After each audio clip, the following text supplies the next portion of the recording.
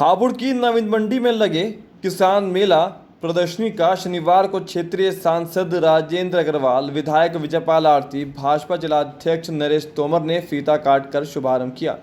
इस दौरान मेले में किसानों ने बढ़ चढ़कर हिस्सा लिया। मुख्य अतिथि के रूप में शामिल हुए सांसद राजेंद्र अग्रवाल ने कहा कि धरती को बचाने के लिए बायोडीजल और सोलर को विकल्प के रूप में स्वीकार करना चाहिए। साथ ही उन्होंने कहा कि कनाडा आतंकवादी को शरण देने वाला देश बन रहा है।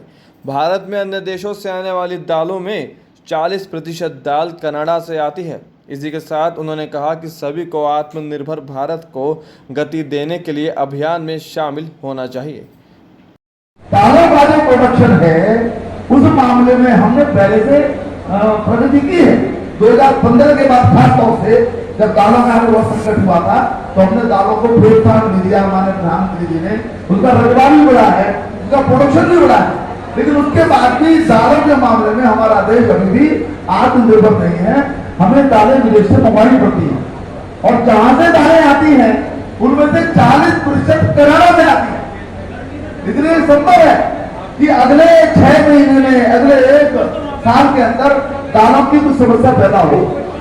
तो मैं तो इतना ही निवेदन करूंगा, यहाँ सब वो हमारे सब कृषि के सारे माहिर लोग, जानकार लोग, उनकी सारी समस्याएं समझने वाले लोग, उनके सारे जिसे कहते हैं जमीन पर जो एक एक चीज जानते हैं, ऐसे लोग तो बैठे हुए हैं। कठिनाइयां हैं, नीलगाय की समस्या भी है और भी बहुत सारी समस्या है। लेकिन मुझे ऐसा लगता है कहीं न कहीं हमको दालों के उत्पादन पर भी हमें ध्यान देना पड़ेगा। हमारा जो किसान है ये कल्पवृक्ष के समान है। कल्पवृक्ष के नीचे बैठ करके इच्छा की वो पूरी हो गई। एक जमाना था हम अपना खुद का पेट नहीं भर पाते थे।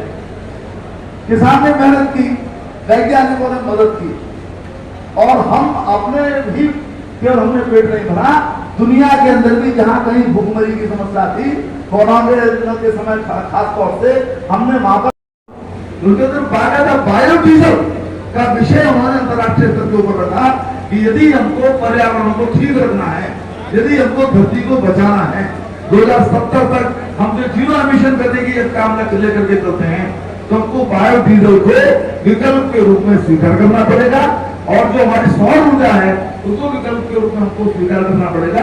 इस प्रकार की दिशा माननीय प्रधानमंत्री जी की रहती है। अभी यहाँ पर विभिन्न विषयों पर चर्चा हुई है, तिलहन पर खासतौर से केंद्रित आज की चर्चा है, तो उसका उपयोग आपने किया। एक चीज मुझे लग रही है, देखिए अभी हमारा कनाडा से झंझट है। कनाडा दुनिया में आतंकवाद को संरक्षण देने वाला दूसरा देश बनने की राह पर चल पड़ा है। जैसे पाकिस्तान आतंकवादियों की शरणगाह है, हमारे प्रधानमंत्री जी ने पाकिस्तान को दुनिया से अलग थलग करने में सफलता प्राप्त की है।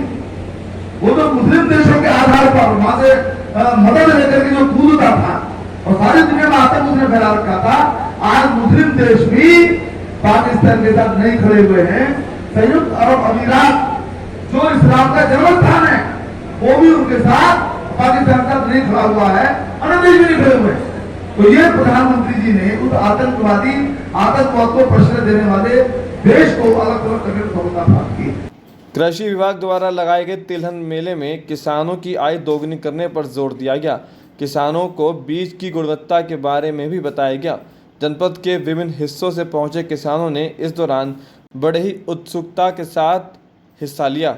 इस दौरान एडीएम ज्योत्सना बंधु, जिला कृषि अधिकारी मनोज कुमार, अन्य अधिकारी और कर्मचारी उपस्थित रहे।